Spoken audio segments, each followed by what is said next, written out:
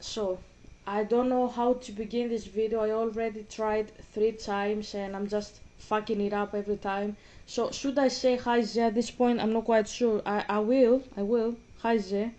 But I don't even know if I had to or if I should or whatever, because I know that in 5 days, and that's what I was telling myself, that's actually wishful thinking. 5 days, that's too much. The reality is that maybe tomorrow, just in 24 hours, maybe I will open my phone when I wake up, and again, you won't have liked anything from what I have posted and videoed or anything. But that's what you do. That's what you do. You were doing the exact same thing when we were together. You believe that we like we are friends, I suppose. I don't know, like it feels like we are living in a parallel universe, you and me. Like you think that I didn't like you, you thought that, and I answered your question if I liked you or not, like as if we didn't have like something between us going on. Like you weren't texting me late at night, I didn't text you late at night. Like you didn't ask me appropriate, not in the, I'm not saying it in the swoosh manner. I mean inappropriate in the sense of like your questions were invasion of privacy, and you were telling me invasion of privacy shit about yourself. So what we were doing, obviously that meant there was something going on between us, okay? Because even if you think that no, are we living in a parallel universe? Say I live here and you live in another one. I don't know what's going on. Like you live in the Fitzgerald universe, the one that he said you turn God into a parallel universe where there is no God. Like, do we exist in that like different type of dimension, you and I? And we need a wormhole to communicate. Like I don't know, my dad or something. But apart from that, what I'm saying is, even if we for one moment, even if for one moment we agree that we had something, both of us, don't you think that if there was nothing, that I would have told you, like, stop telling me where you are going for bungee jumping or whatever you are doing in the mountains. You said you are putting your sports where, and you are going to the mountain and you do something, I don't know, bungee jumping, I don't know, parachuting, paragliding, I don't know.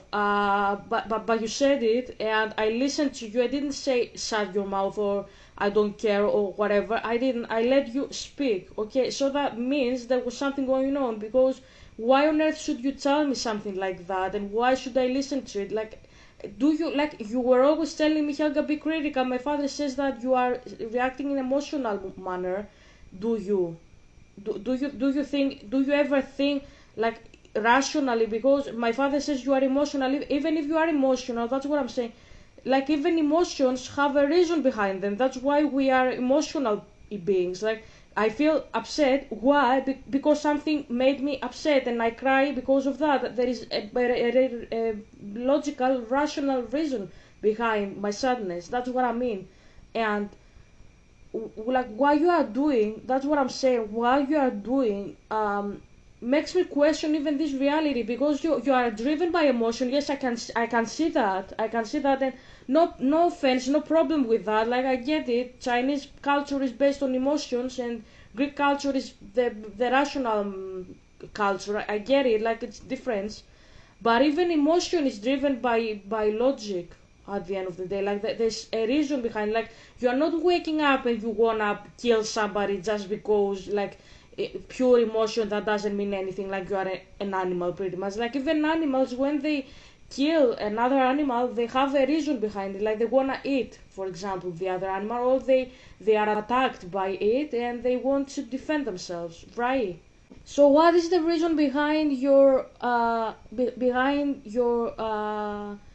ideas? I don't get it. That's what I'm saying.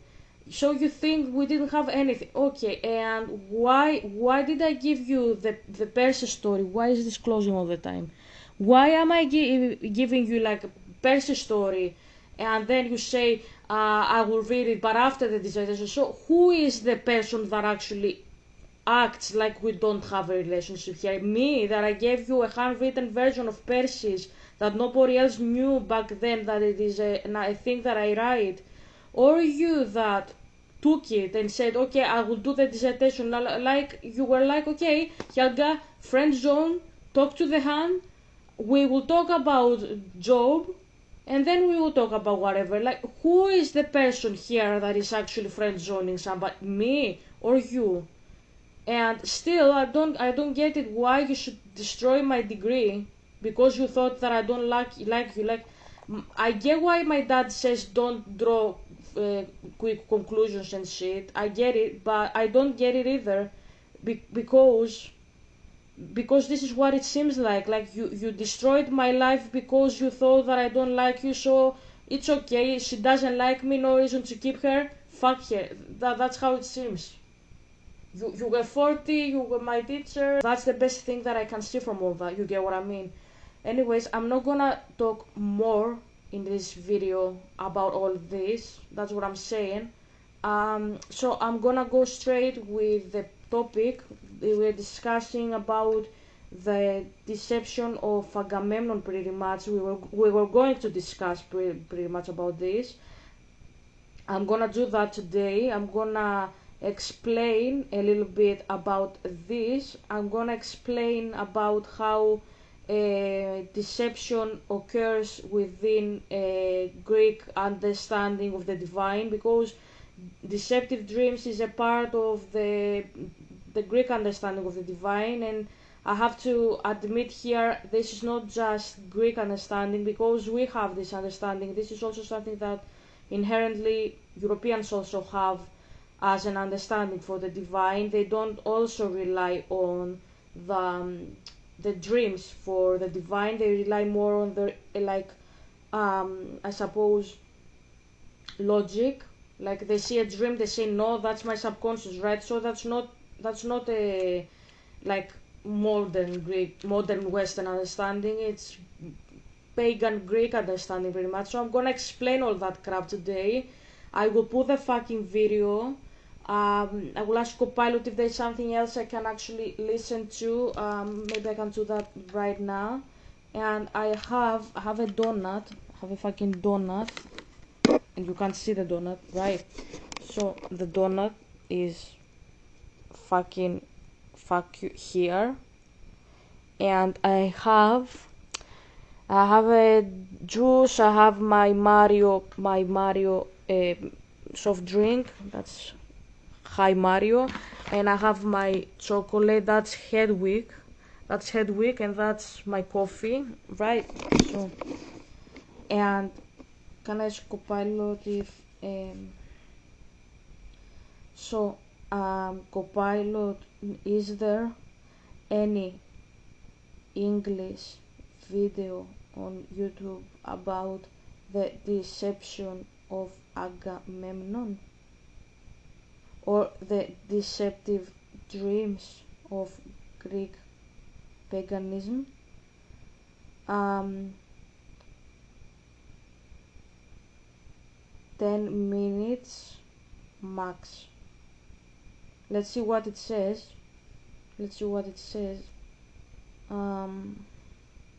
Yes, here is a short English language video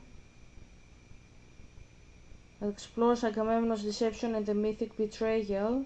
Okay. Where is it? Give it like a list. I don't know why Copilot insists giving them as previews.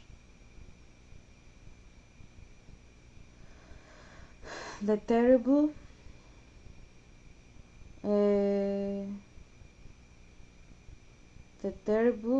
fate of Agamemnon. No, I don't want any of this. I don't want his story. I speak about his deception in the Iliad, the dream in, I'm writing this in Greek, Rhapsodia Vita, book 2, Rhapsodia Vita. Okay. I have no idea why Copilot is acting like this. I asked you, like, now I said I want from that book, and he's giving me a summary of the book as if I don't know the book. Like, Copilot knows I am a Greek. I asked you for a video on YouTube about this, Give it like a list, like come on.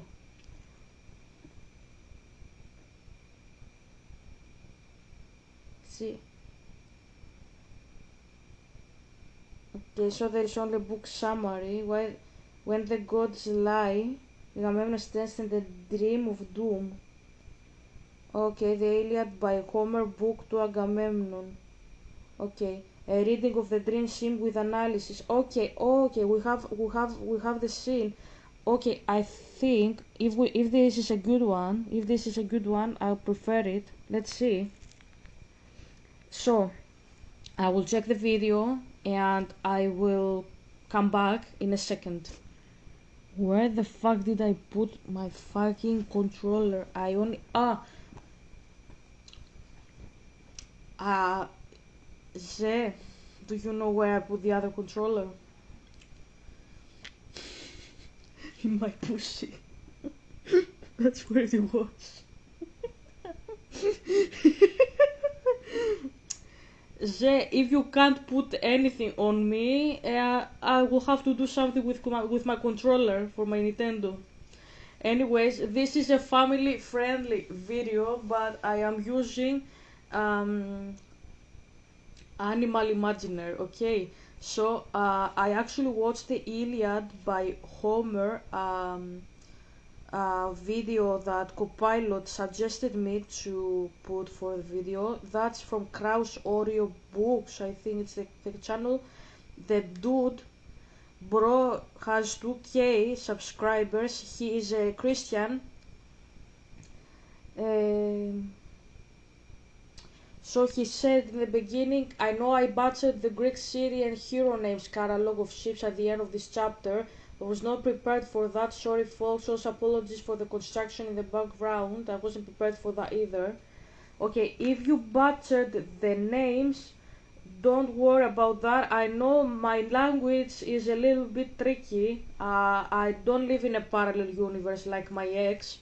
I live in this universe and my language is very tricky. For example, I know that, well, it is tricky in a different frame than, for example, Chinese. Yeah, you guys, like in China, you have like syllable per syllable pretty much. I don't know how to describe it. Like you have individual letters that are like syllables. That doesn't make any sense. Is how I explain it. And the only tricky part that you have is not the actual like word. I don't know how to say it. Like you say like ni hao, and that's like ni is one ideogram and how is another one, right? So that's two for it. So in Latin or in Greek, let's say both. In Greek it's 1, 2, 3, 4, 5 letters. In English, Latin, anyways, it is 1, 2, 3, 5 again. Okay, that's similar. And you guys have only two, right? So I get it that maybe it sounds like easy for a native, but for us who don't really have like this variety of accents, tones, how do you call that? Like you have the same word and you pronounce it differently, and you understand from the accent that you put that it's actually a different word. So that's crazy news for a Western, and that's what I'm saying. But for a Western and also that's what I'm trying to say. Greek language is also very difficult because Greek is very yes, it's vowel consonant. That sounds easy peasy for a Greek, but we have long words. Our words are pretty much constructed. If I speak about the accent here, the pronunciation part, they are constructed like not in small parts. I don't know how to describe it. Like our words are not afraid. I will put it poetically. Our language is never afraid to become constructed by big words, full like words. I don't know. I can give you an example like Stavrakopoulou's name, for example, like Stavrakopoulou. I know that's weird. Because Ze, I know that your name is only two ideograms, one for your name, one for your surname, and Stavrakopoulou, I think she has more than three, right? Isn't it? I know that this should be crazy for a Chinese speaker, for example. It's also crazy for a Westerner also. Like even the natives can't pronounce her name. Like whenever she's invited in a studio, she corrects how her name is pronounced because her name is, yeah, I know it's insanely big. Like I know she usually will be surrounded by guys named Stevenson, Richardson, Smith, and so on, and then she's her, like the random person Stavrakopoulou. And I understand this is tricky. It's tricky for a foreigner, a person that is not Greek. But also, if you learn the language, the language is there. Pardon me, but your language. When I was reading your, like how you do your grammar back in China is very very like for a Greek like understanding, even for an ancient Greek, but both for a modern as well. It's like kindergarten. I'm not bashing it. I'm not making fun of it. I'm explaining how you operate. Like you have a verb, you just put it there to exist, and you don't do anything with it. Like a Greek changes the beginning. The beginning, however, you make the beginning of the same verb. Like you have a verb. I will give you the standard ancient, classical ancient Greek verb for binding. It's leo. That's written. I can show you how it is written, so you can understand what the fuck is going on with my language. What I mean when I say your understanding of grammar in China is kindergarten for a Greek, and that's even for a Greek that hasn't even left high school. You get what I mean? So it is written like this. It's Leo, Leo. So the transliteration is this. So it is Lio, Leo. So that means unbinding, right? I think I said bound by accident. No, it's when you unbind something, Leo. It's like you untie or you unbind something, right? Okay, that's the verb, and that's unbind. That's present, Leo. If you wanna say future, it's lisho. So if you ask me, Helga, what is the topic? I spoke about the topic of the verb yesterday. The topic is li. That's the verb. That's the fucking verb. The other parts that you see, the ending. The ending signifies in Greek the person. So Leo, the O means it is I. So I don't need to put I bind or I unbind or whatever. I say Leo, that means I unbind. So I don't need to put any, like you guys say wo, right? No, you don't put that. You don't put ego, ego, or I or whatever. You just put the verb. The ending of the verb in Greek signifies who is speaking or who is addressed at, like you. Lis. Lis, that is, means you. Li, that's him or her, depending the sentence. Depending how you say the sentence, you can get if that is a woman or a man, or if there is another context, if there is like an object or whatever. You get what I mean? The sea binds the earth, for example. If you put it like that, the sea is an object, but the sea is a woman in Greek understanding, so it would be she is unbinding. You get what I mean? Yeah, and welcome to Greece.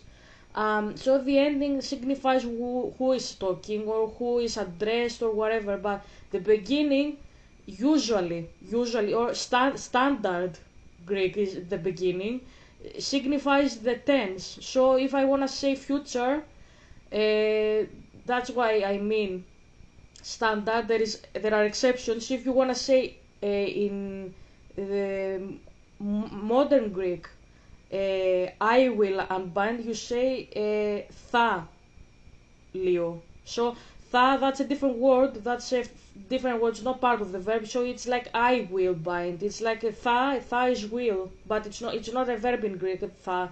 Tha is like it's I don't know how to translate that in English. It's prosdiorismos. That is like it gives a motive in the verb. That's how I can translate it. It's not something that exists in English syntax. Welcome to Greece. Yeah.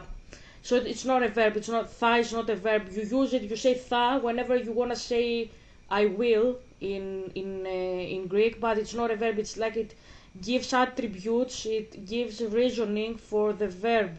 That's how we translate it. Προσδιορισμός, right? So in ancient Greek, you don't have a tha. That's modern. In ancient, you transform the fucking verb. So if you wanna say I will unbind in ancient Greek, you say lisho. So you change the ending, you put before the actual ending o that signifies who is doing that, you put su, which is lisho, that's I will, right? So the I'm trying to remember how we call them in English. Past simple, Leo is Elisa. Helga, didn't you say when the ending is O, it means that it is I?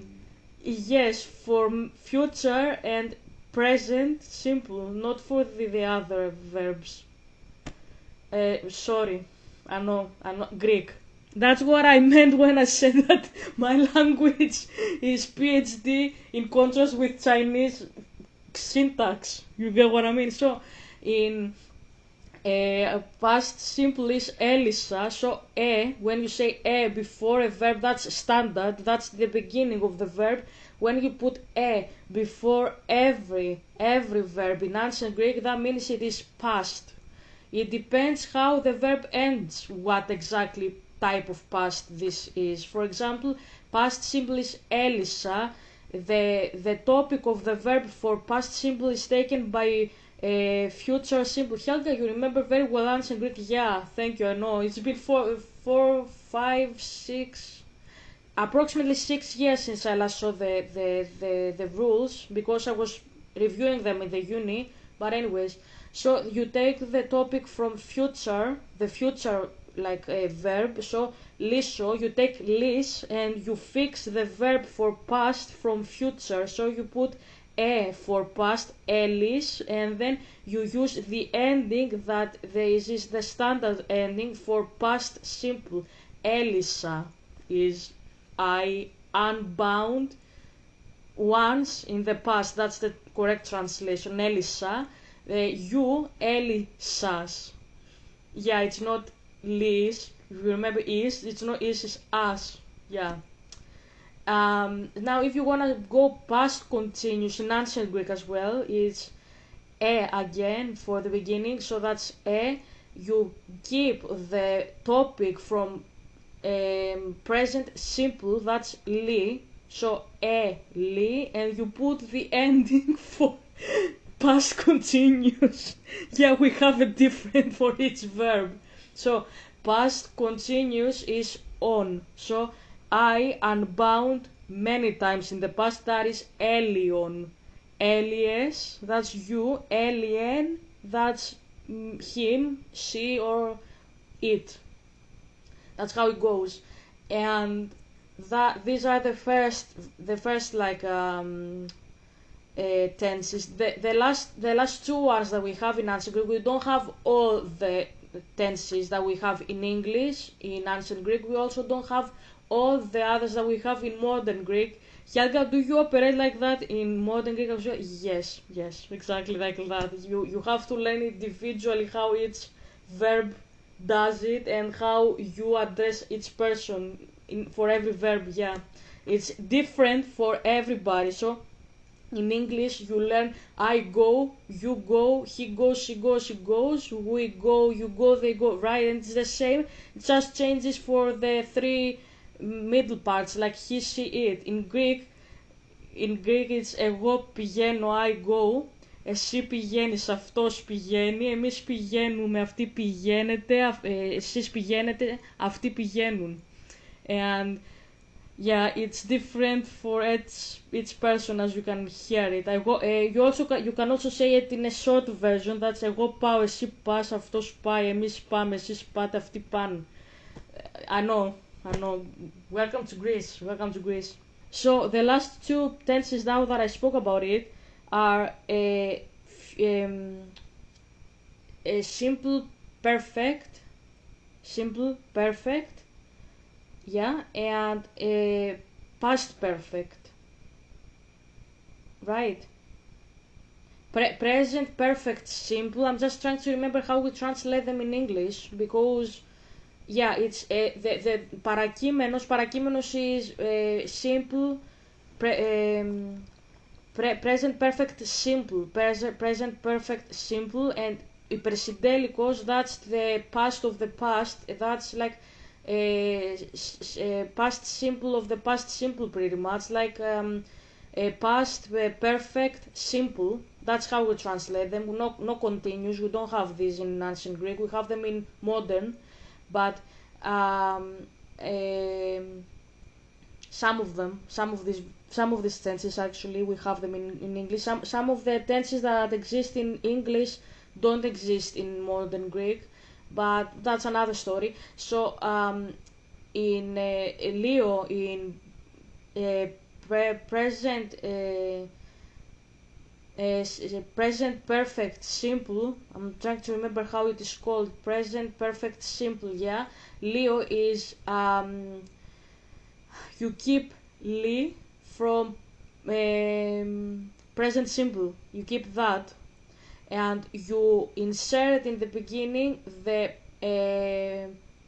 perfect tense, the PP, pretty much past perfect tense that exists in ancient Greek for both simple perfect, present perfect simple, and for past perfect simple. That's le, that's how you call it. So altogether is le, li. So that signifies it belongs to simple perfect, and then you put the ending for past simple past perfect present perfect simple. Yaga, you're confusing yourself. Yes, definitely. So the ending for this tense is like present perfect simple is ka. So le, li, ka. That is I have unbound. That's how you say it. Lelika. Lelikas is you. Leliken, that's him. That's ancient, right? In past perfect simple, you do the exact same job. You keep li, the topic. You put le from simple, present perfect simple, le. But because it is past, you put a before all this crap. So it is le, li, and you have to put the ending for past perfect simple. That is kin. So le, li, kin. Elelikin, elelikis is you. Elelikin, that's him, right? So that's how you do it. We have this, then we have bare infinitive. We have each one for all the tenses, apart I think from 2 or 3. So lean, lean. That's the bare infinitive. Yeah, that's not translatable in English. I forgot to say that. That's bare infinitive. That's how you call it, but in English that's not translatable because in English you don't have a bare infinitive for past or present perfect or whatever. You just have one, and it is usually like it is the same as you have it in present simple. So go is go. I want to go, for example. That's bare infinitive. That's not a Greek logic. In Greek logic you have a bare infinitive that acts as a verb in the sentence. So you have two verbs when you have a bare infinitive in ancient classical Greek. This is also in other tenses. For example, Leo in past present simple is lean, so the ending is in, lean. Future is listen. Past is lisse, and simple perfect, present perfect simple, I always mess it up, is lelikene.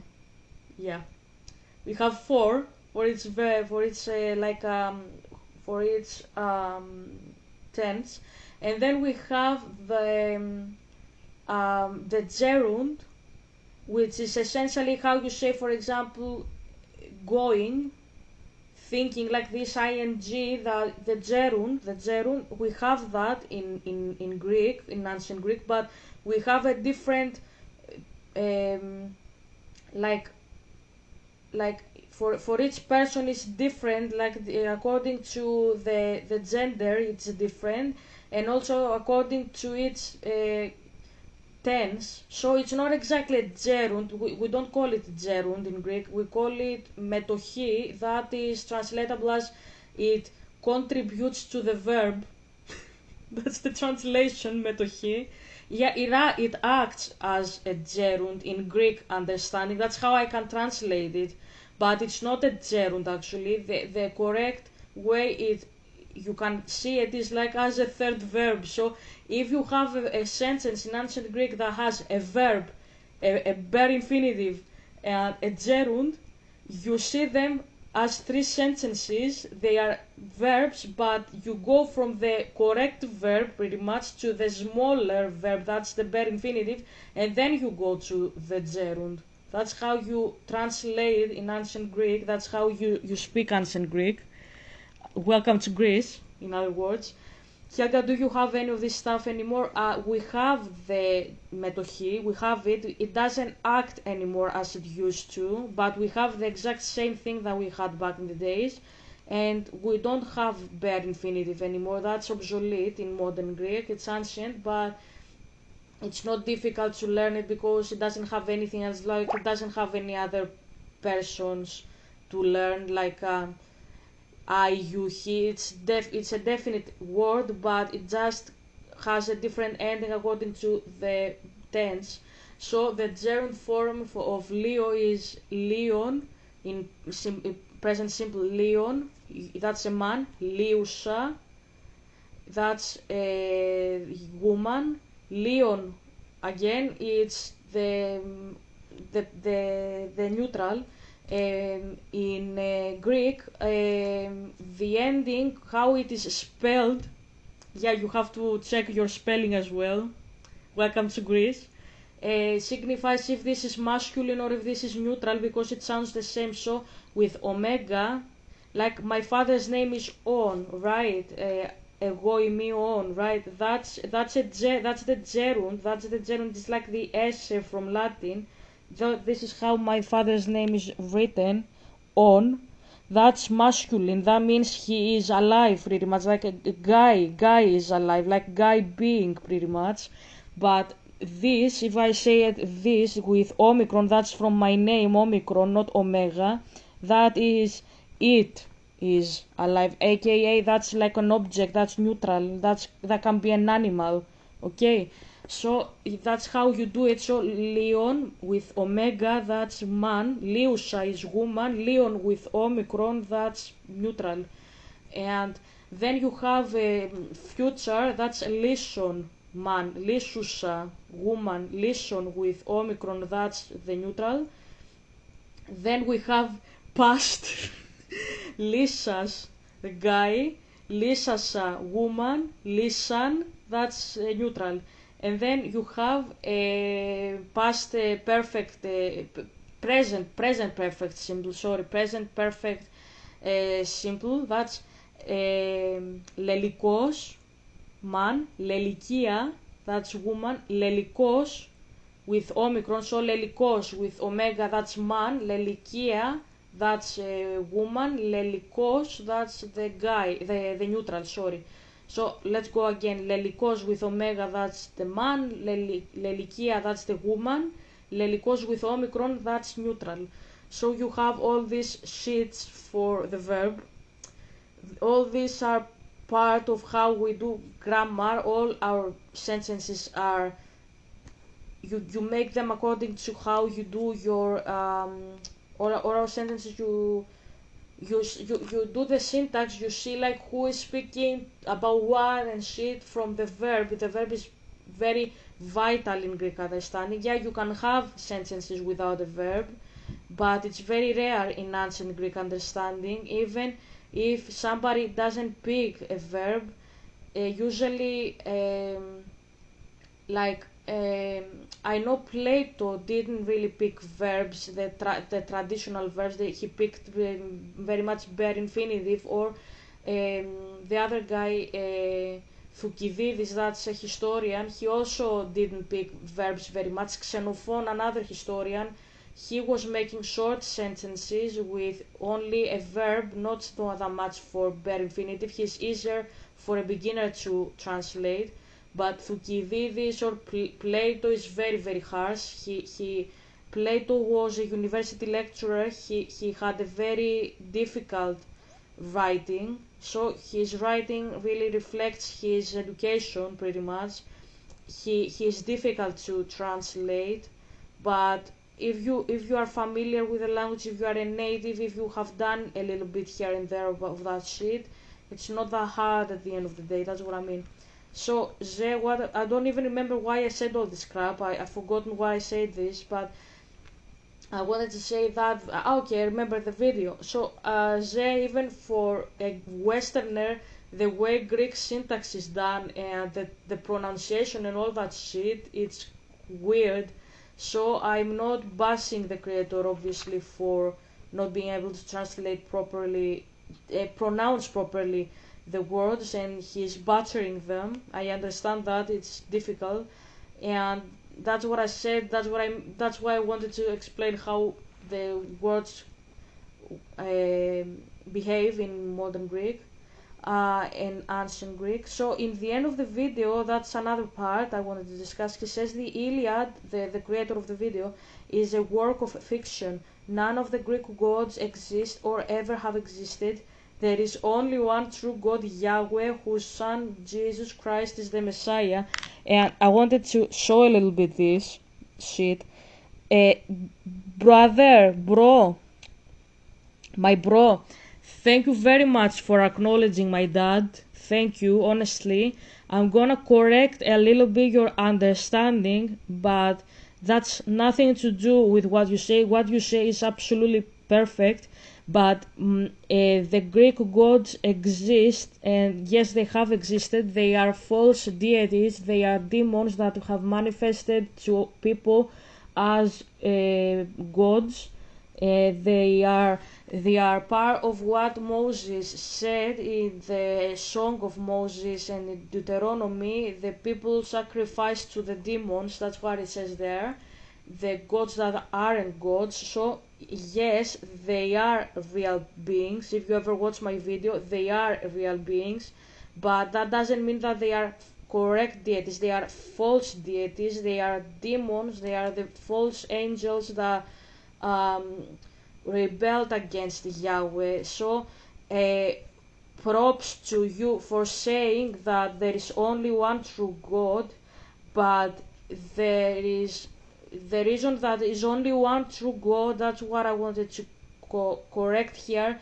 He is the true God not because the other deities are fabricated, but because he is pretty much part of a pantheon, not in the sense of like in the pagan sense, like he is father of the gods like Zeus and the other gods, not like that, but he has created these fallen angels, and these fallen angels manifest as deities.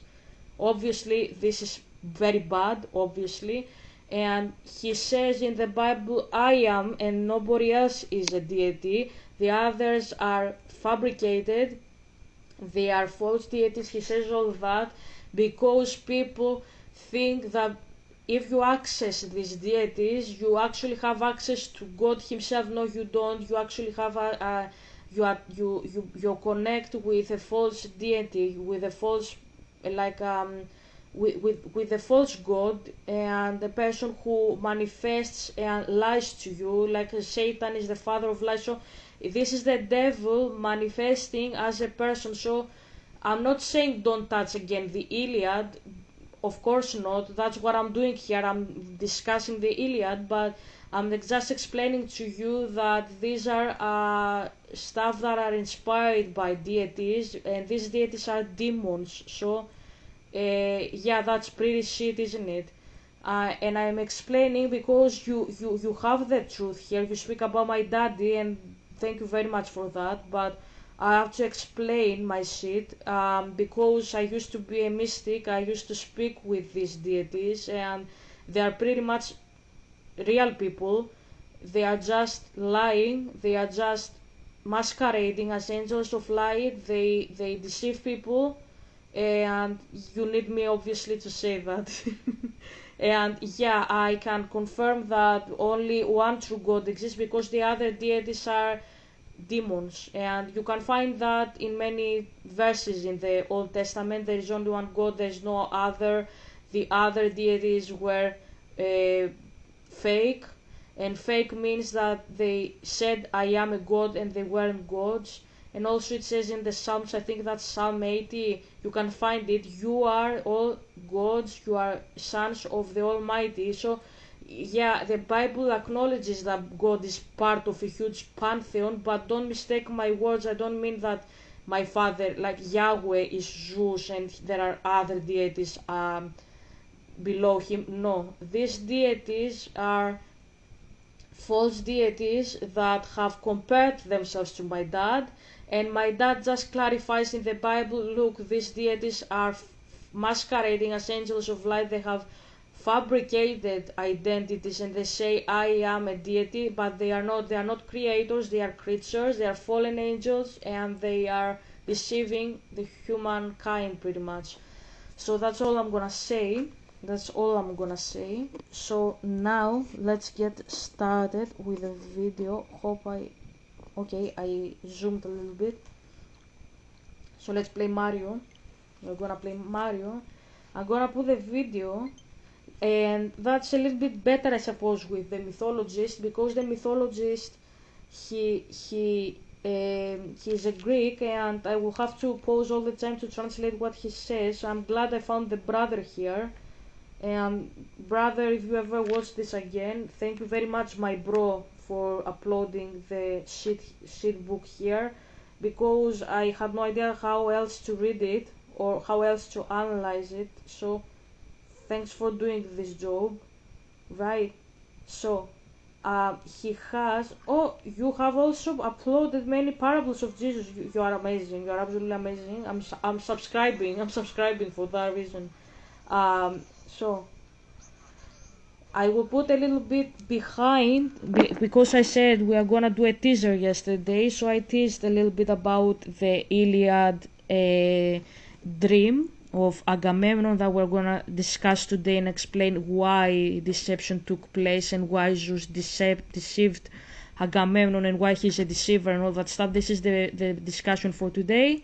And I'm gonna put a little bit from the previous chapter. He has it here. We're gonna listen how the discussion went. As we said, Zeus had a fight with Hera, his wife. She didn't believe that he is like faithful to her. She believed that he is having a lover again behind her back. She became very aggressive. And Zay, if you are interested in scholarly enough material, there is a very good article. You can read my chapter in my dissertation. That's in the probably second one, probably because it's about Hera and Zeus. But if it is not in chapter 2, then chapter 1, or go in the ending of my bibliography. There is an article somebody wrote. I think it is in English, that's why I say it. If it is not, if I don't remember at all, because it's been so many years, I'm sorry about that. So if I remember correct, though, the article is written in English by a Greek. It is Greek, that's what I'm saying, but it is written in the European countries, European universities. I think in a European university, that's what I mean. It was written outside of Greece, that's what I remember. And it's called In Defense of Hera, the abusive treatment Hera receives from Zeus in the Iliad, something like that, and it is written by a woman. I don't remember exactly her name though, Katerina something or something like that. Check if the name of the author is female, Greek, female, and it is about defending Hera and her femininity because she is attacked always by her husband Zeus. So that was one very good piece by a native that she explained why Zeus is a very bad deity to worship and all that jazz, because she explained that Hera is always afraid of him. She explains that she is feeling jealous of him and he is attacking her like she is rubbish, and he says that he will throw her to Tartarus, and he's actually abusing her and he is threatening her all the time in the Iliad. That's something you can, if you read the story, it becomes ridiculous at some point, because he is attacking her verbally all the time and he is threatening to put her into Tartarus and shit. It's ridiculous. Like each time you see them, you know that he's gonna threaten her again, and it's very toxic. That's what I'm saying.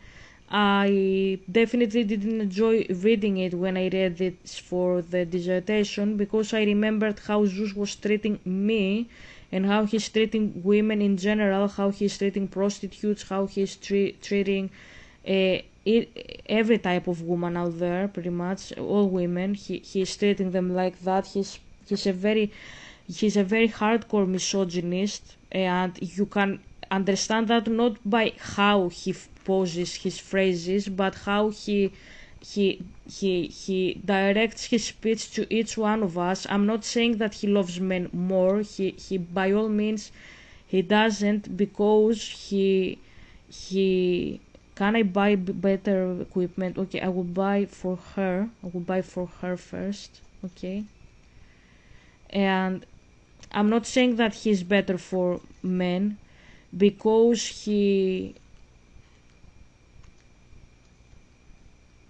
can I buy it?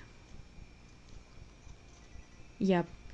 I'm not saying he's better for men, because also he has insane expectations of men. For example, he expects men to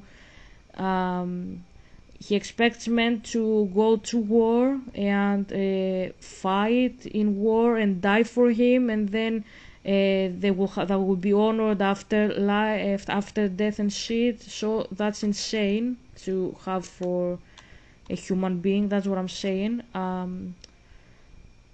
Hold on. So I can't buy anything else, right? Anything.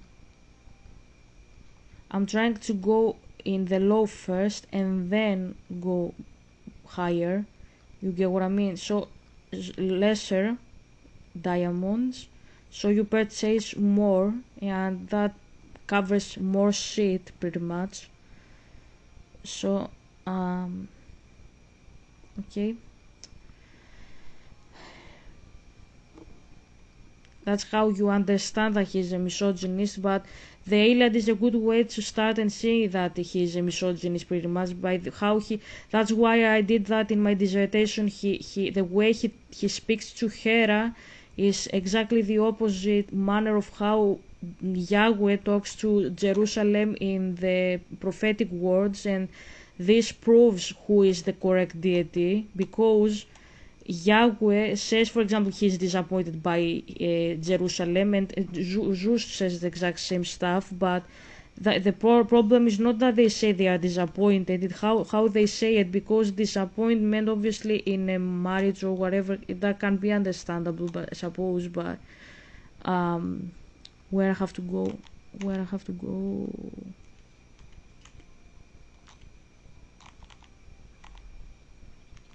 Okay, no one around to target.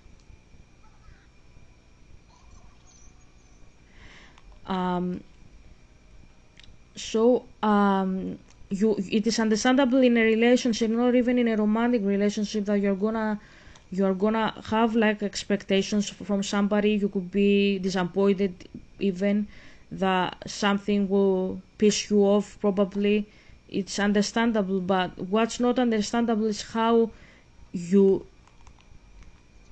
how you put your disappointment, your complaints, and these actions define a little bit how you see the other person pretty much. I don't know how to explain it. For example, my dad, he also has threats for Jerusalem. I'm not saying he doesn't. I'm not saying he's speaking like he's patting her head and saying you are a good girl. No, I'm not saying that. But the way he's putting his complaint is pretty much reasonable and understandable. So I can show you, if he is reading the book, I can show you exactly what I mean. So and she did touch your knees, and let's find the correct sentences. And men answered, Hera, don't hope to know all my secrets. Okay, so this is where their argument begins. Began. I did begans. That's Greek. It's a verb that it is in the past, but it also has an ending. Grant me this prayer. Honor my arena for glory, nor in combat. He sat tight in camp, consumed with grief, his great heart yearning for the battle cry and war. 12 days went by. Dawn. The gods returned to Olympus, Zeus at their head. Thetis did not forget her son's requests. She rose from the sea and up through the air to the great sky, and found Cronus's wide-seeing sun. Thank you very much for how you read it. You read it very beautifully. If you ever watch my video, you read it very beautifully. I like how you read it. You match a little bit. Obviously, like, that's part of our culture, right? You are a Westerner, but the way you read it is very, very nice for Greek frame. Like, that poem has like a rhythm, and you match that. Thank you for that. Son's requests.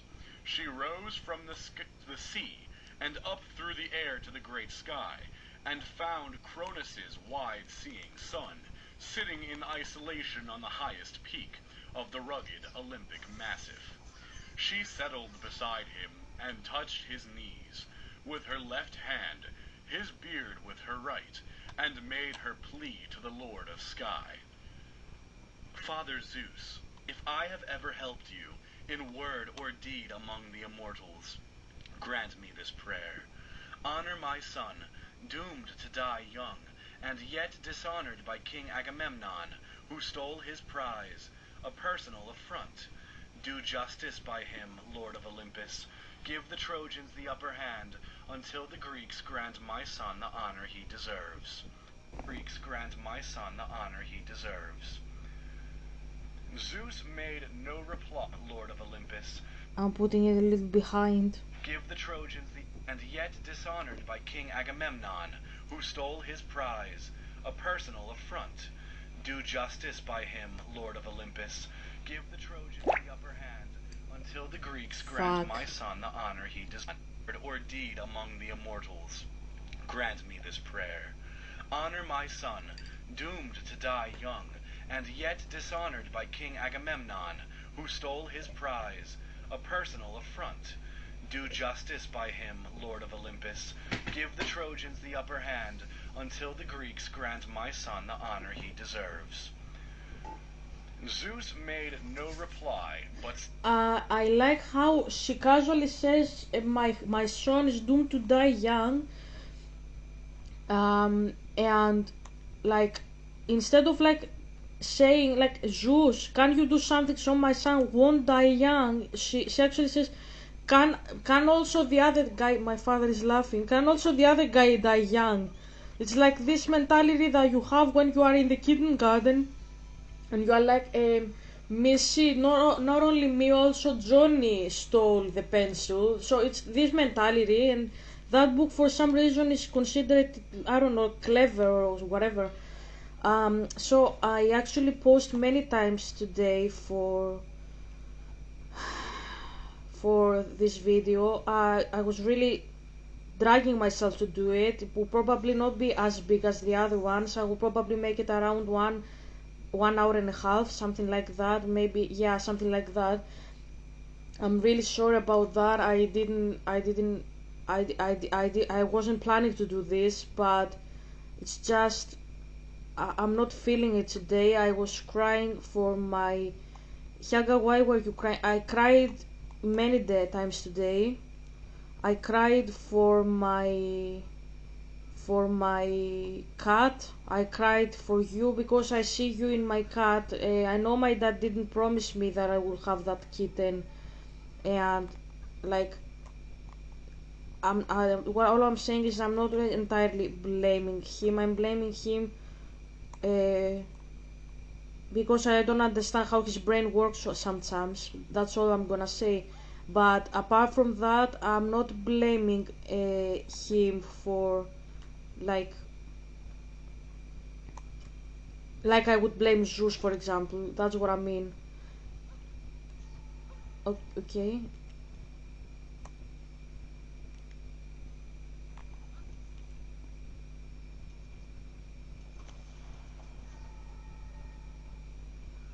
Okay.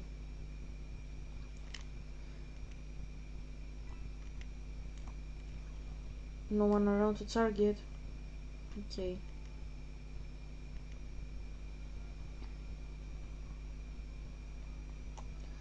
So I'm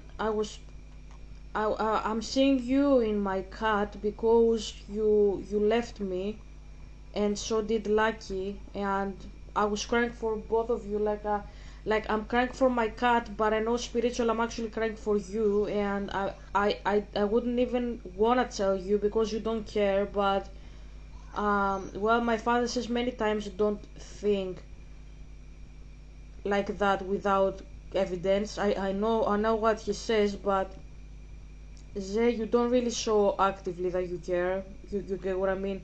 So that's what I'm saying.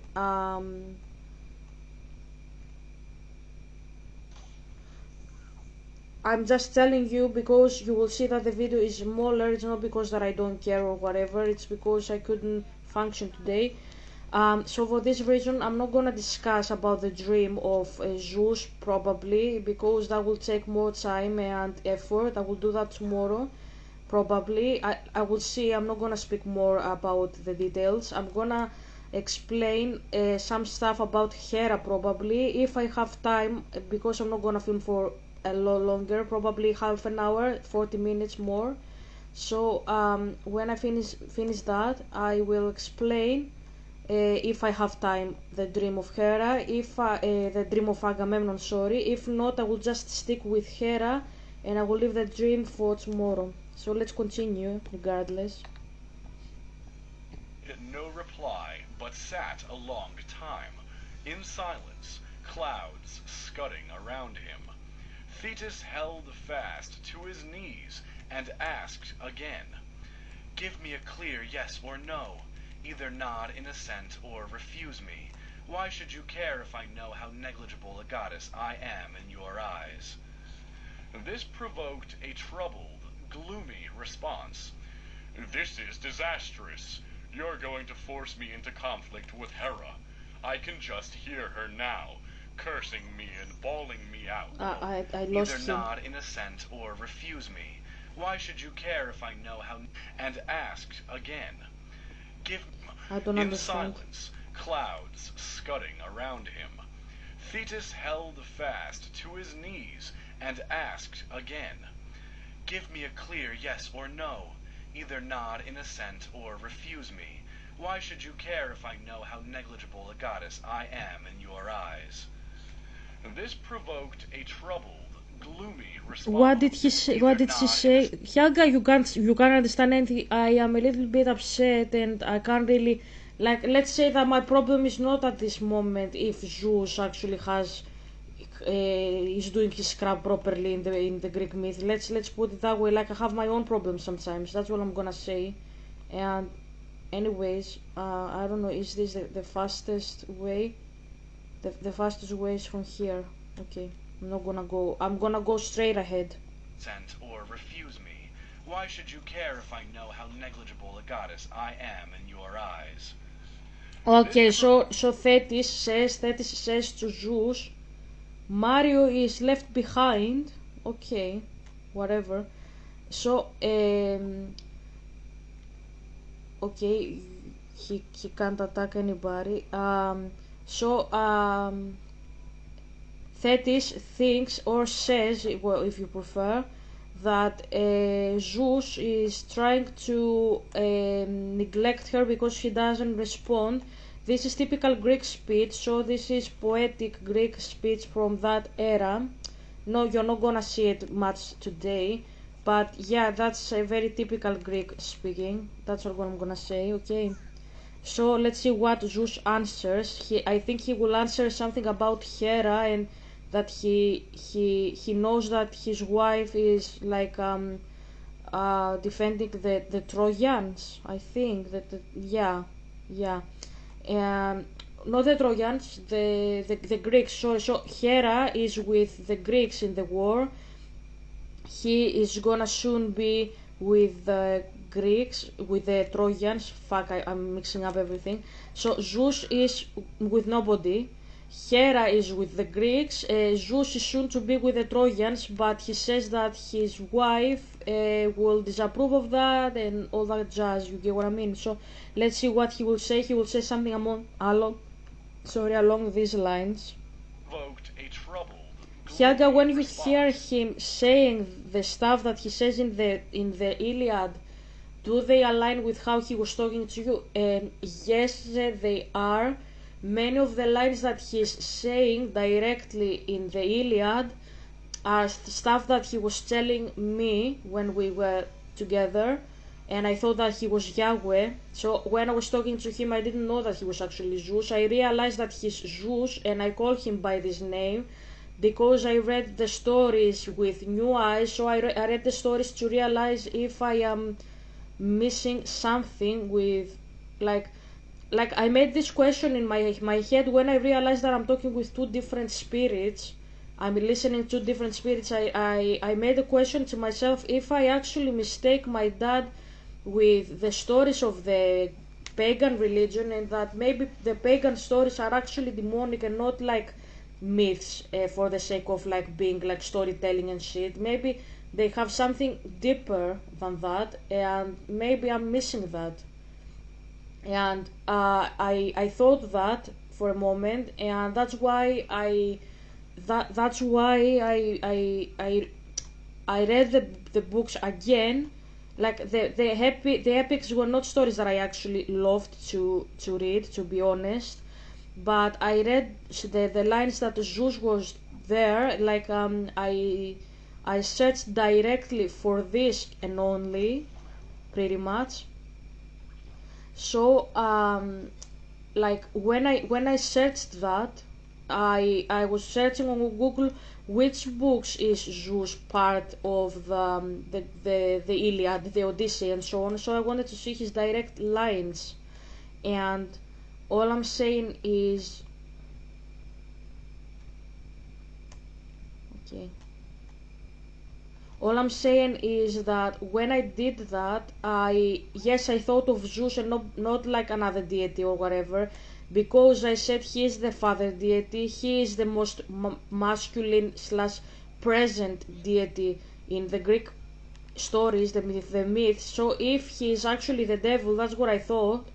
So I thought this myself. Yes, if a Zeus is uh, pretending to be my dad, that was my thought. It will be him. It won't be like Hera or any other deity from the others, because he is masculine. He is a father.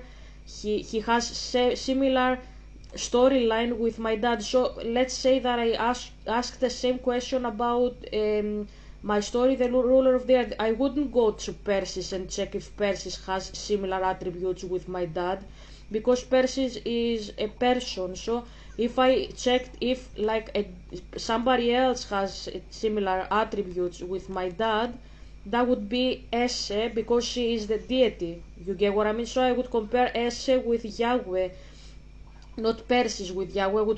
I would compare Persis, for example, If we speak about the Bible, Persis would be probably something like King David, Moses, because he's a prophet, so not with a deity. I wouldn't compare him with a deity, I would compare him with a human, you get what I mean? So that's what I did, and yes, many of the sentences that he says in the Iliad are stuff that he was telling me. I really don't want to go into details because this is a story that I don't want to revisit. It really hurts me.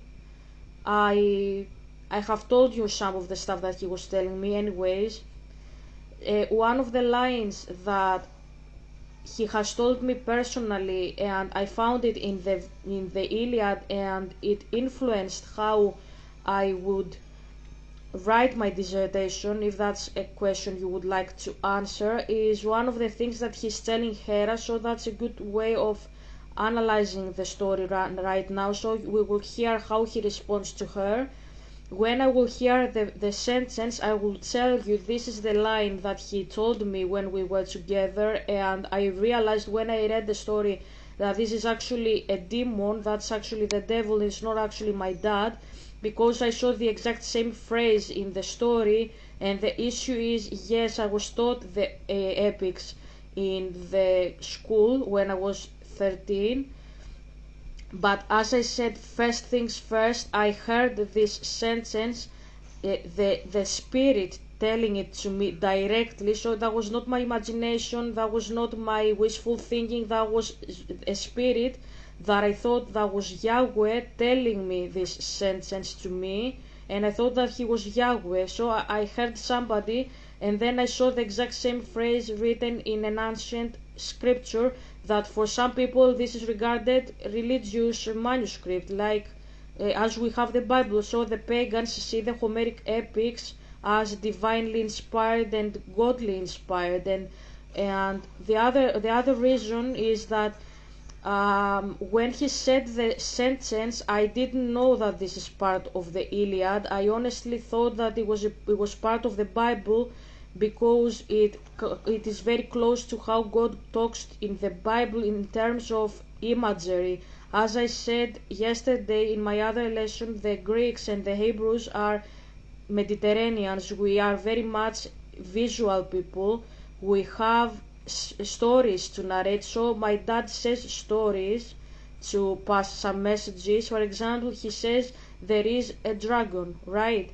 So this is also something that Zeus will use. For example, he will have a story about a snake inside the water that is the pet of Poseidon. So there are similarities, as Stavrakopoulos said, this story here, you can find it there. Yeah, like linguistically speaking, like as cultures, we have similarities in terms of how we process information and how we pass information to others. We have some very basic similarities. Todd, ini, mini, mini, mu.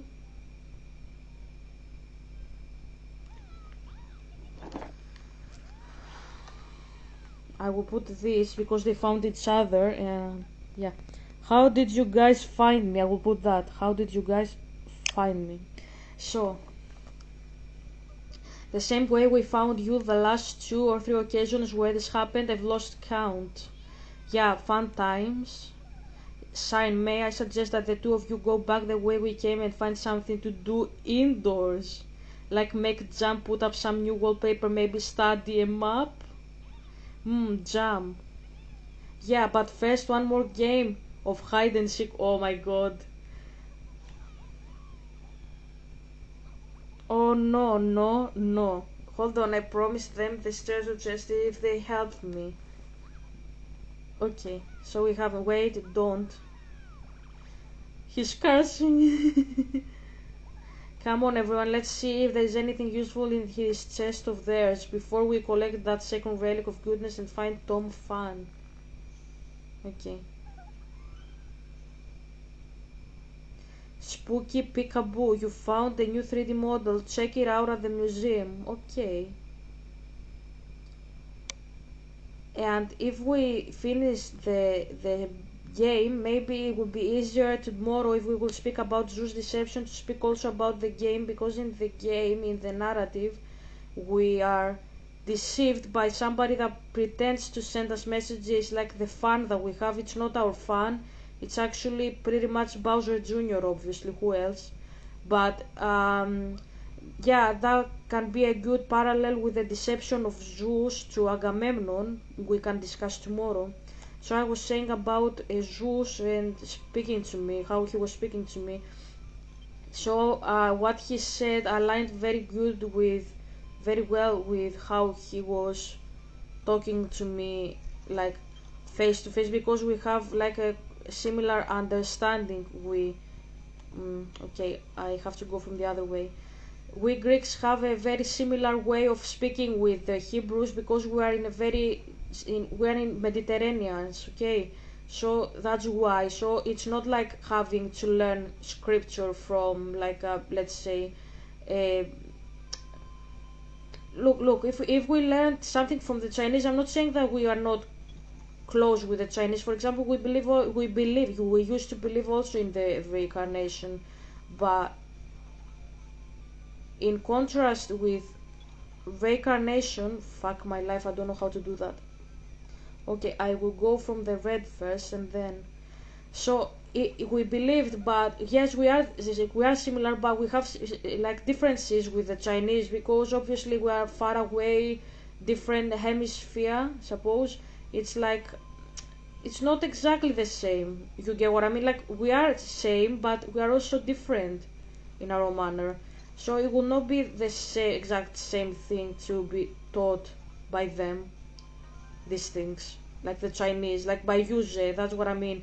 So a Hebrew is closer to my understanding, like than like an Egyptian as well. That's what I mean. Crosshead orb. Put the screws to enemy combatants with this harmful hardware. So this is why I say they are close. So he uses the imagery like I have a woman named Hera. Also, this is in Hebrew literature. Yahweh having a wife, Jerusalem. So this is very close. Like we speak similar. Like the erotic aspect of the divine is quite close, even if it is fundamentally different. Like Yahweh is not like Zeus in this frame. Yes, I agree with that. He's quite different. Yes, I have said that. But at the same time, he's quite the same in terms of like he is an anthropomorphic deity that has a wife. So you don't actually have this in China, for example. That's foreign in your understanding, as far as I know. Like, I don't mean about Niwad, I don't mean that. I mean about like you don't treat exactly as I have seen Niwa as we treat Yahweh. Like you have her as like a mythological person from your past, pretty much, right? And I bet your shit, Ze, you didn't know that she was actually you didn't know that she was actually like somebody that your ancestors were like worshipping, right? I'm sure you didn't know that. Like before I told you that, uh, as a person who has done shit like that, you get what I mean, right? So that's what I'm telling you here. That like like it's how we see spirituality is fundamentally different than how you see it in China. Even today, yes, maybe we are not pagans today like we used to be, yes, but at the same time, the fact that Hebrew understanding and like the Hebrew understanding of the divine, pretty much, is part of our understanding today. For example, we are Christians, that's what I mean. Because we are Christians, obviously we're gonna, even if we are unbelievers, let's say we are atheists in Greece, right? We are gonna have like, well, if you say like in an atheist today in Greece, like, does God behave anthropomorphically? Is he like a person who like,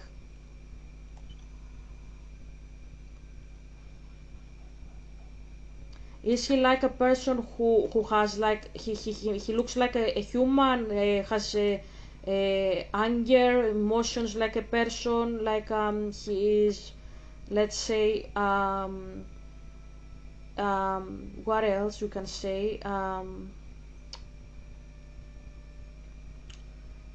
like he has a wife, like you will hear an atheist, even if they don't believe, that's what I'm saying, even if they don't believe, they will say, I don't believe, but yes, inside the belief itself, like in my culture, yes, God is personal, he's close to the creation, he has anger, happiness, he's upset, he is married, like this is connected with the Hebrew literature. This is something that we have similar with the Hebrews, even if our understanding of the deity, like not today. I speak about ancient times, like ancient Hebrews saw God as sovereign, and he is over destiny as well and shit. And that's not something that Greeks saw in God. For a Greek, God is not like he's not intervening in the matters of faith of the people. He is absent from our understanding of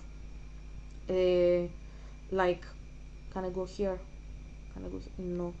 He's absent of our understanding of how the universe operates. Like you heard Zeus, he said, like, it's not something that we have to do to intervene in this war. So this is foreign for a Hebrew. For a Hebrew, God intervenes. He sends plagues directly.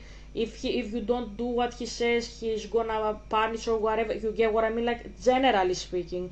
So that's foreign in Greek understanding. But what we have in common is we have anthropomorphic deities that have emotions, anger, happiness, and shit.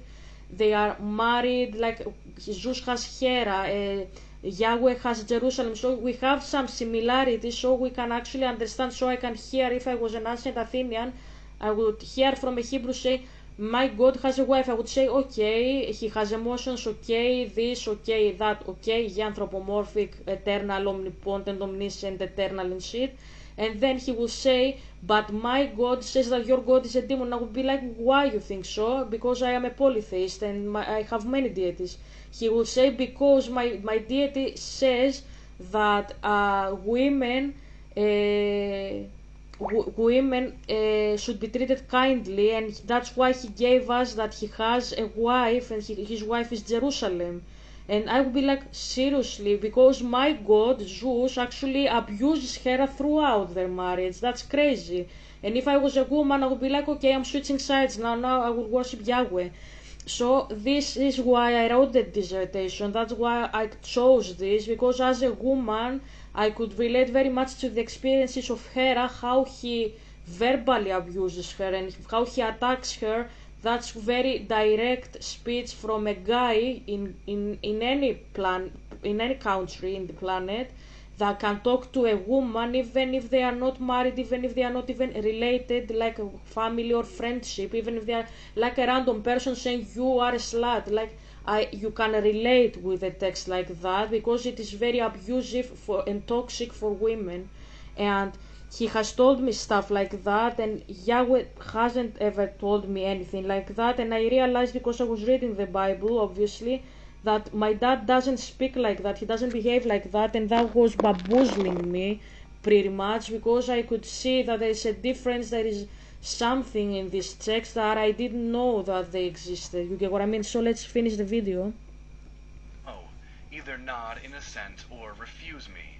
Why should you care if I know how negligible a goddess I am in your eyes?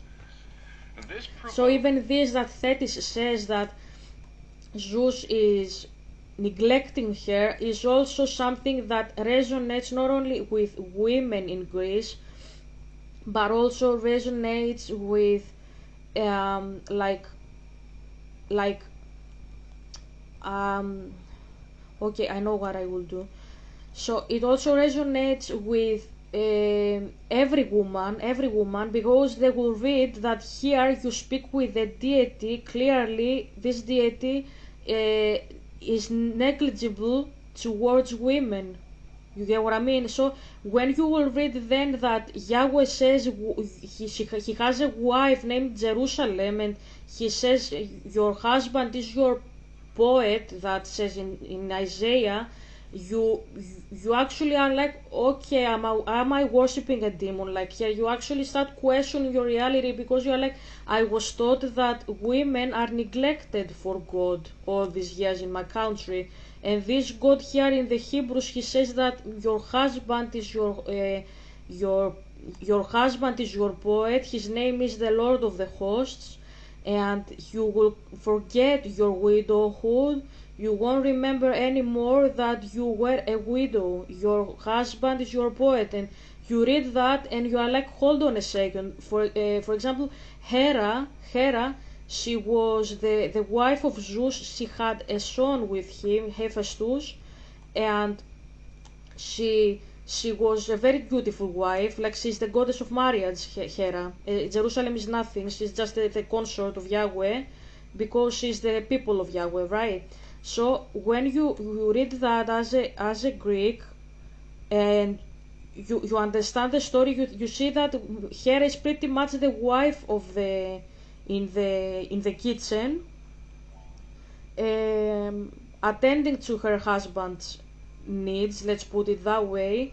But her husband, like Zeus, has many lovers. Zeus has many lovers, and when he abuses her, and he says stuff like, I don't care about you, stop like complaining to me, you complain so much, if you continue that, I'm gonna punish you, I'm gonna throw you into Tartarus. You start questioning if what you hear is actually demonic. Like you seriously start making these assumptions, and yes, this is what happened to me. Like if you wonder, like, this is what happened to you, yes, this is what happened to me, because I realized that I'm hearing people telling me that my God is like abusive, when actually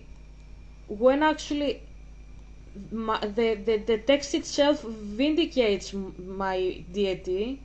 The only person that isn't vindicated in my country pretty much is, according to the texts, is Zeus, because he attacks Hera, and unlawfully so, because she doesn't have lovers. She's very respectful. She's actually a good woman, to be fair. She doesn't deserve what she gets from him. And when you see that this crap is going on, you actually start questioning your own reality. You wonder what the fuck is going on, pretty much. That's what I'm saying. Like you are like, what am I missing in this puzzle? You get what I mean? And you are like, hold on, why is Yahweh treating like a woman that is actually a mortal woman, like Jerusalem is a mortal woman? Why is he treating a woman that it is like mortal with more compassion, more understanding? Like you get what I mean? Like Yahweh is a deity, and Jerusalem is not. How on earth is Yahweh treating Jerusalem, who is not a deity, like she is a deity? Pretty much, he respects her insanely much. And Zeus, who has a deity as a wife, she's his sister. Like Hera is the sister of Zeus. Sorry, he treats her like less than a plant.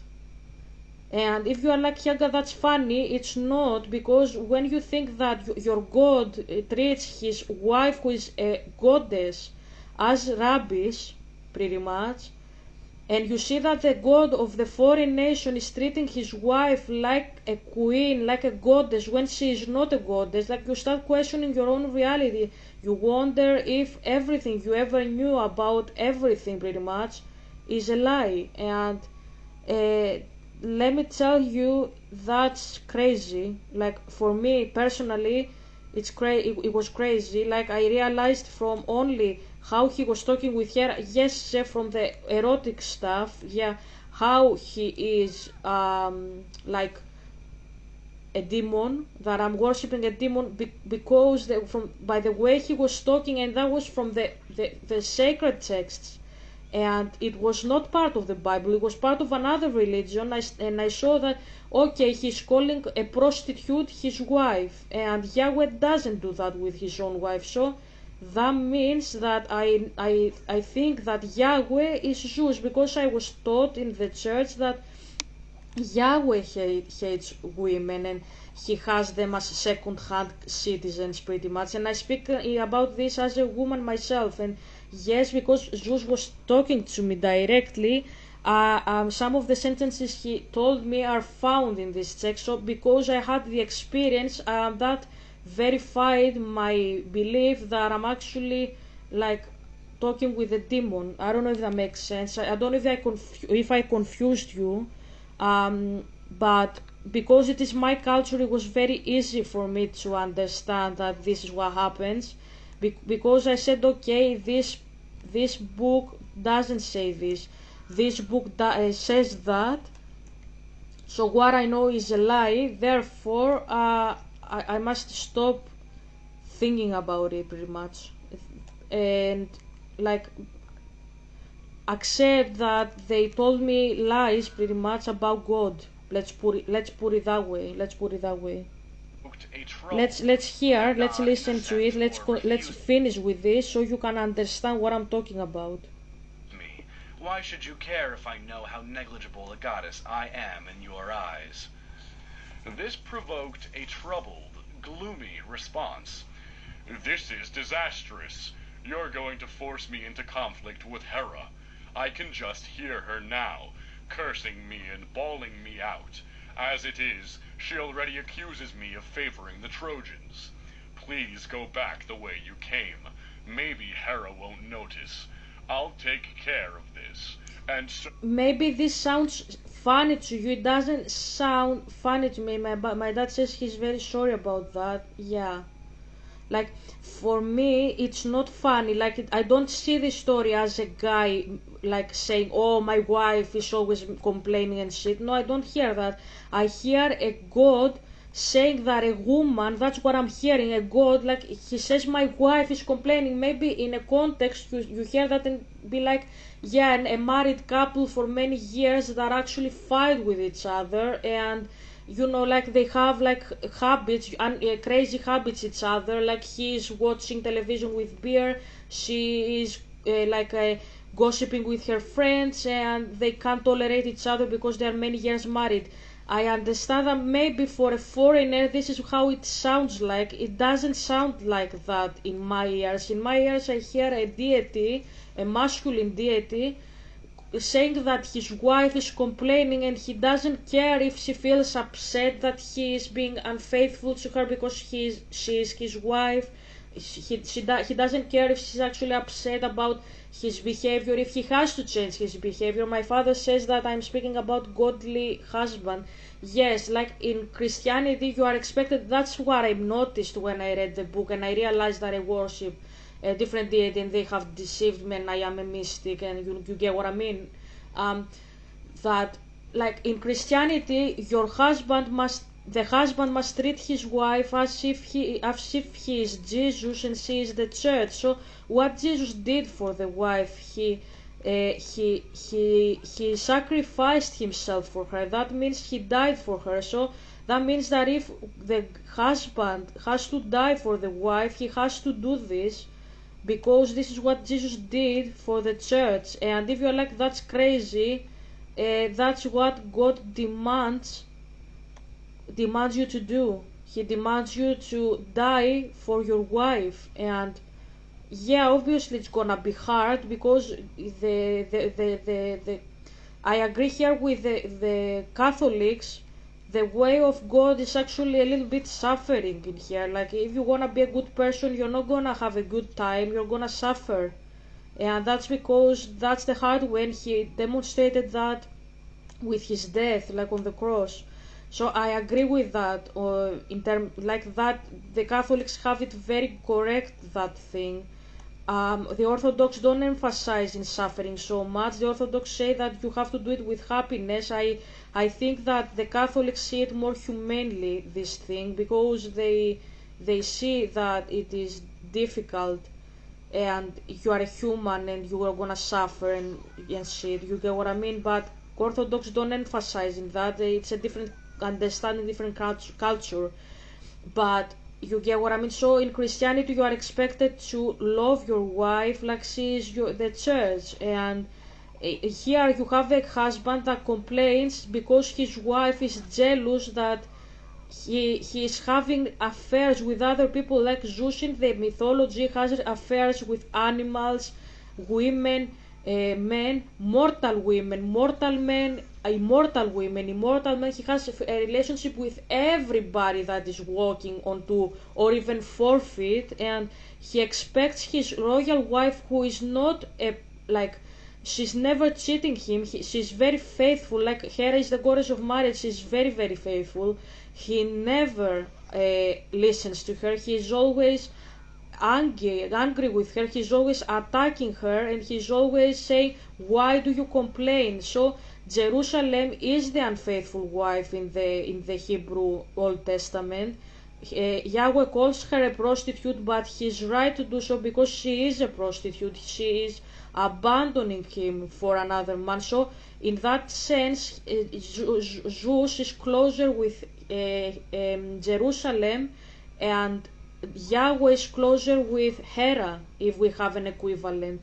You get what I mean? Because Hera is the mistreated wife, and Yahweh is the mistreated husband in the relationship. So, they are closer in that regard, and Hera is always mistreated by Zeus. And what I'm saying is, when you read that as a woman, what you read is, if your husband is cheating on you, if your husband is abusing you verbally, if he's threatening you that he will do this and that on you because he's threatening to beat her, to put her into hell, many stuff. He says, if I put my hands on you, nobody will save you. He's speaking very harshly to her.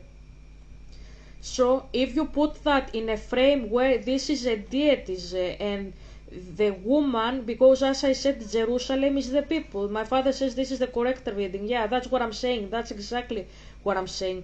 If yes, Hera is the Greek people, the Greek women, and Zeus is God, exactly as Yahweh is the deity and Jerusalem is the people, then for Yahweh a woman must be treated like she's worth dying for, and for Zeus a woman is worth beating the crap out of her.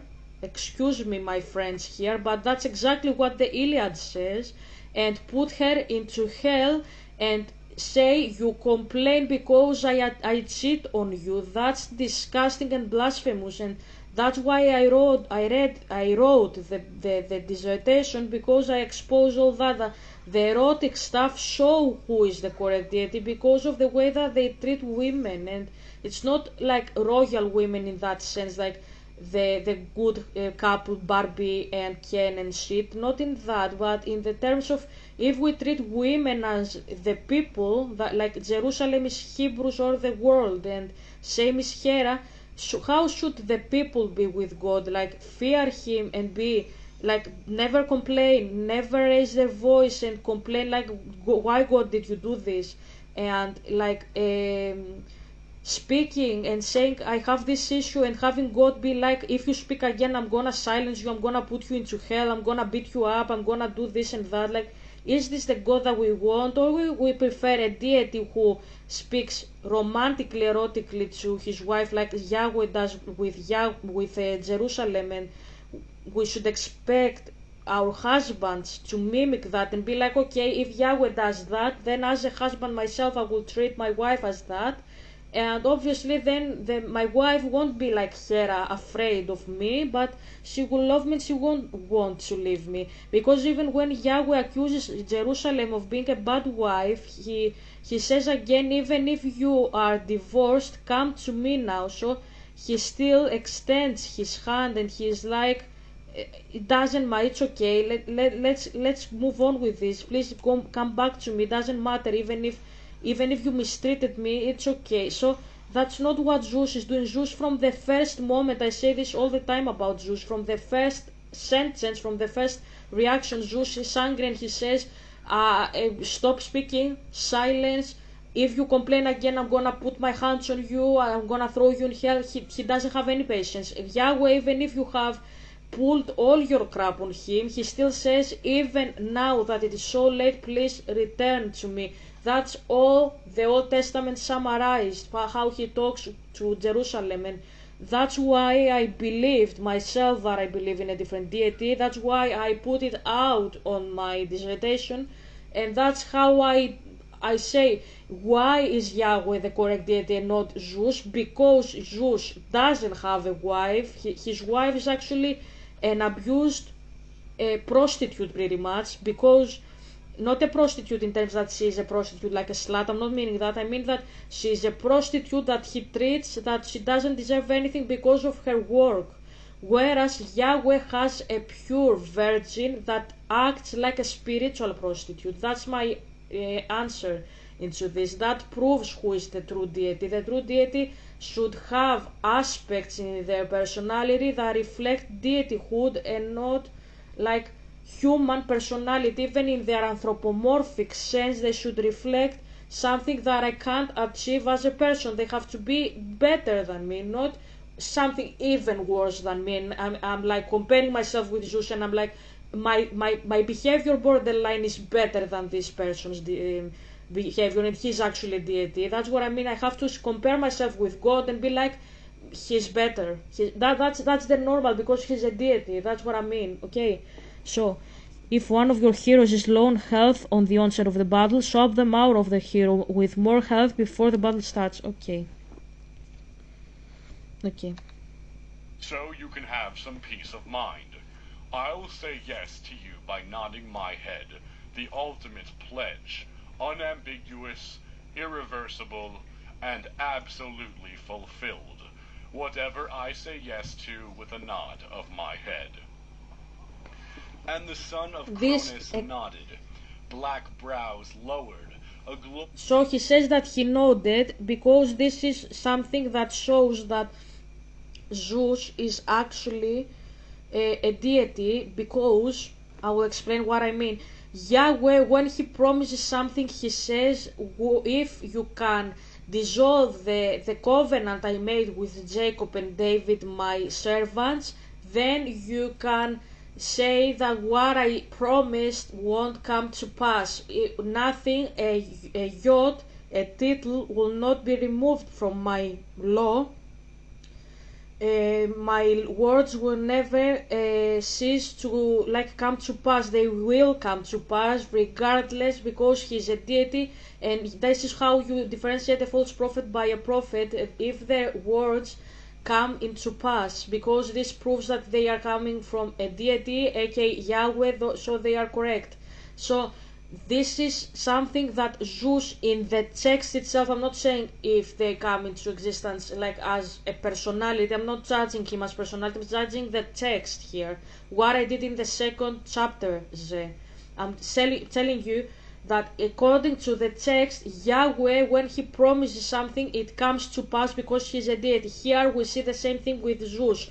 Zeus nods, and this is the ultimate response, that because he said, I nod, I will make this come to pass, aka your son will be vindicated, the Greeks will lose in the war. So that's what you see. They are exactly the same thing over here. Both of them deities that promise something, and this will come to pass inevitably. But the minor details determine that Zeus is a demon in disguise and not a true deity. Yahweh is a true deity, because this is determined by the details. So let's finish with that. I'm always saying that. Absolutely fulfilled. Whatever I say yes to with a nod of my head.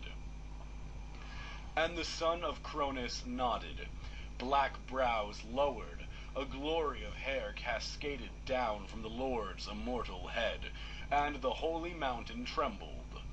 Their conference over, the two parted. The goddess dove into the deep sea from Olympus's snow glare, and Zeus went to his home. The gods all rose from their seats at their father's entrance. Not one dared watch him enter without standing to greet him. And so the gods entered and took his high seat. But Hera, had noticed his private conversation with Thetis, the silver-footed daughter of the old man of the sea, and flew at him with cutting words. "Who was that you were scheming with just now? You just love devising secret plots behind my back, Exactly. don't you? You can't bear to tell me what you're thinking, or you don't dare, never have and never will." The father of gods and men answered, "Hera, don't hope to know all my secret thoughts. It would strain your mind, even though you are my wife. What it is proper to hear, no one, human or divine, will hear before you. But what I wish to conceive apart from the other gods, don't pry into that." And Lady Hera, with her oxen eyes wide, "Oh my, the awesome son of Cronus has spoken. Pry? You know that I never pry, and you always cheerfully volunteer whatever information you please. It's just that I have this feeling, and somehow the silver-footed daughter of the old man of the sea may have won you over. She was sitting beside you up there in the midst, and she did touch your knees, and I'm pretty sure that you agreed to honor Achilles and destroy Greeks by the thousands beside their ships." And Zeus, As you can see, Hera is being very respectful. She says, "I'm not trying to pry." Like instead of acknowledging what his wife says, he is actually attacking her, and he says, like, "Hera, you are actually being disrespectful here because you are trying to pry on my thoughts." Like he's telling her that she's very curious, she's gossiping. That's disgusting, because he's assigning her a sin that she hasn't done. And in context of a deity worshipping, if you think that Yahweh remotely has any of these attributes as a person, you start thinking that he would accuse you of sins that you don't have done. Because Zeus, because he's a liar, he's the devil, he is telling you, because I have suffered that, I don't want to go into details, you know my story, but when he told me that I have done this and that sin as I have told you, he did exactly the same with me. He told me I have done this and that and I hadn't done anything. He was lying to me all along. He was lying all along to me about who he is. He was lying all along to me about who I am. And that's the problem. If you start believing him, and if you are starting questioning him as well as she does, because yes, I was doing that as well, you will start seeing him for for who he is, in terms of he will start accusing you even of shit that you haven't done. I had told you don't become a mystic, because if you become a mystic, I had told you, he will tell you, he will accuse you of every bullshit you have done in your life, in real life, but he will also start accusing you of stuff you haven't ever done in your life. And that's the problem. That's the problem here, and that's how I'm gonna finish the video. We'll continue tomorrow. I'm actually very tired. I see I cannot win the battle, so I will finish here. So that's the problem, Zen. I want you to think about that. I know that you had issues with me loving my dad and shit, and you think, I don't know, whatever you think about my dissertation, I'm explaining. So in context, if you actually remotely believe that my dad speaks like that, because I'm gonna continue the discussion tomorrow, I'm gonna speak about the dreams as well tomorrow. And I'm gonna go back here about Hera and Zeus, okay? So if you, like, in context, if you think, and also sorry for because this is a live video, obviously I'm not scripting anything. So because also I didn't give you what lines he has told me from the story, we didn't listen to them yet. He has more to say. So when you will see the video tomorrow, you will have an even better understanding what I'm talking about here. But I'm giving you a good introduction here, that when you hear from this deity and you think that this is Yahweh, okay, and you hear him speaking like that to Hera, who is respectful, she's not prying on his thoughts, she's just jealous, okay? You see a wife that is jealous of her husband, and that husband is God. and he has authority over her, not only as a husband, which is problematic obviously, but also as a deity. So you see yourself not only as a woman in a society, you see also as a believer, yourself as a believer with God Almighty. So when you hear him saying, "You are prying on my thoughts," you will hear eventually God if you become a mystic. That's what I'm saying. If you become a mystic, you will eventually hear Zeus telling you you have blasphemed me, as he did with me. Because he's lying to you anyways. He's a liar. He's lying. He says my name is Zeus. His name is actually Lucifer, right? But also at the same time, when you start having him, didn't Sarah say Hecate is putting a mirror in front of you? You will hear, if you become a mystic, you will hear every bullshit you have done in your life. He will remind you every single detail. In a matter of days, you will remember all your life. Yes, 44 years you have lived, 50 years you will remember every bullshit you have done. That's how he acts.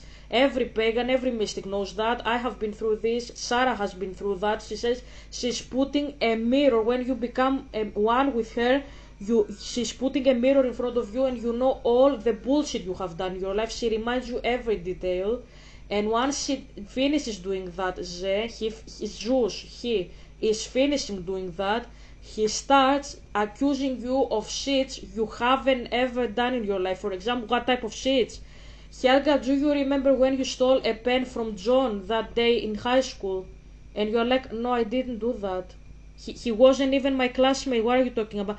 Yes, Helga, you have stolen that pencil from Steven. You are lying to yourself because you are both a thief and a liar. And if you think this is crazy, this is how he acts. He's very cruel, he's very demonic, and I don't want to continue with that because I'm gonna cry. That's why I'm doing this videos. I'm exposing the crap out of him. My father says, do you want me to sing or do you want me to read something from the Bible? Prefer something from the Bible, pretty much. I don't know, that's a very, very, very sensitive part about my life, and that's why I wrote the dissertation, because it was also a self-exorcism. I exorcised my demons with that, especially the first chapter, Ze.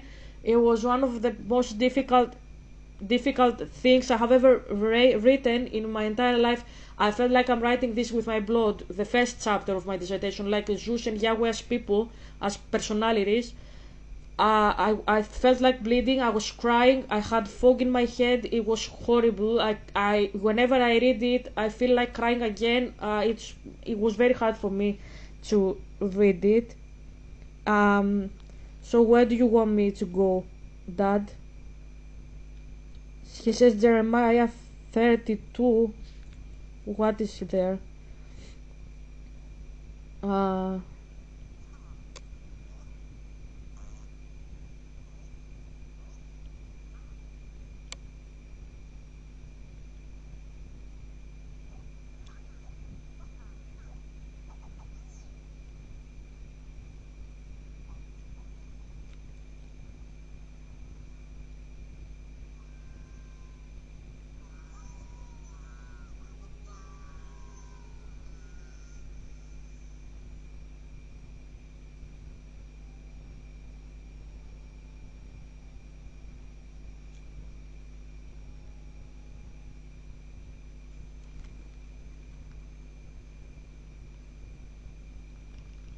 I'm reading the hermeneutics because I don't remember it. What is Jeremiah? We'll ask Copilot.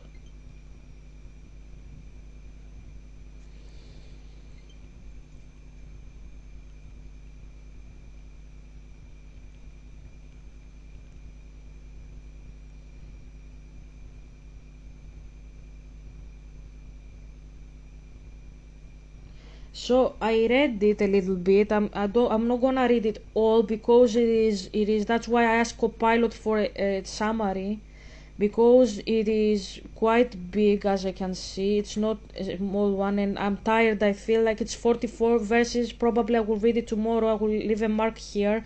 Read it tomorrow because I'm very tired. I think I will make mistakes if I read it. So Jeremiah 32 is a powerful chapter about faith in the face of destruction, setting said during the Babylonian siege of Jerusalem.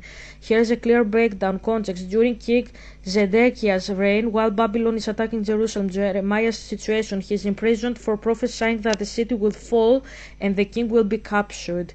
Key events. First, Jeremiah buys a field, verses 6 to 15. His cousin Hanamel offers him land in Ananoth.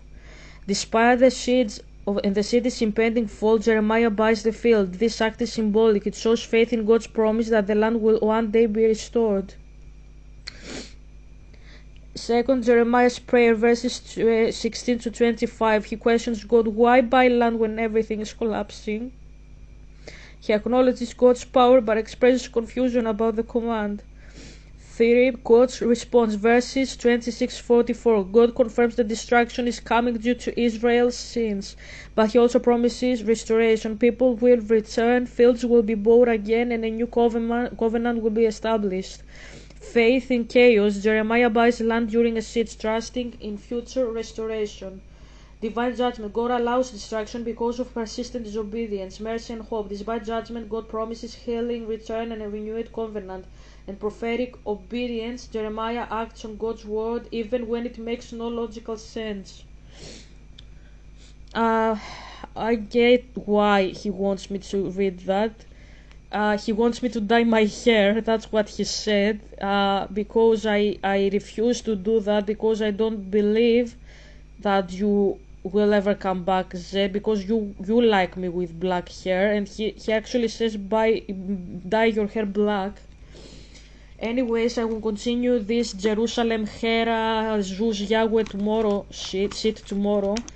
I hope you enjoyed the video, and I will see you tomorrow. Bye.